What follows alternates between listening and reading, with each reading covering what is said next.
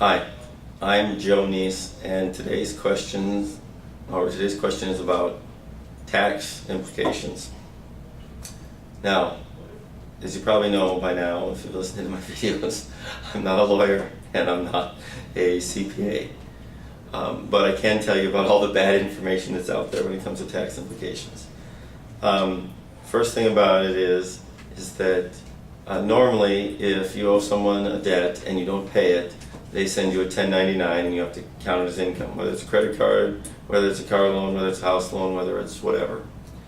The difference right now is back in 2007, President Bush and the Congress passed a law that said that if you were losing your house as a foreclosure, a short sale, or a deed in lieu, that under most circumstances you could take and not have to pay taxes on the bank's loss or the income that you get a 1099 for, which is the amount of their loss. Now, a lot of people think, oh well, if I just let my house go into foreclosure, then I won't have to worry about it. Well, that's not true at all, because it's exactly the same whether you're a short sale or a foreclosure or a deed in lieu. So the only thing a foreclosure does means that for 10 years you'll have something on your record. If you have second mortgages, things like that, you very likely will still owe them if you let your house go into foreclosure.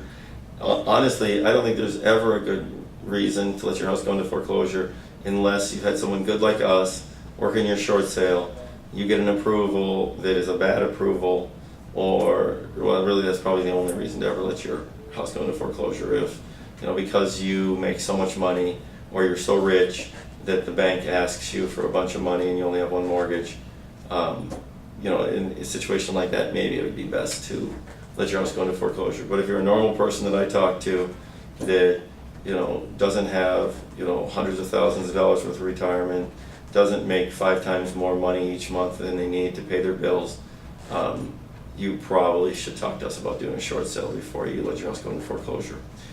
Again, it's easy from a perspective of, you do some paperwork, we go through the process, we do all the work for you, and you get an approval and you'll be done. You look at my other videos. I'm not going to go back into it. I'm not going to extend this one when we already talked about it in the other videos. But again, I can't help you unless you call me. I'm Joe Neese. My cell phone 612-508-4100. You can call me day, you can call me night, you can call me weekends. I'll be working, and I'll take care of you, and I'll work through this so that you can get on with your life. Thanks so much.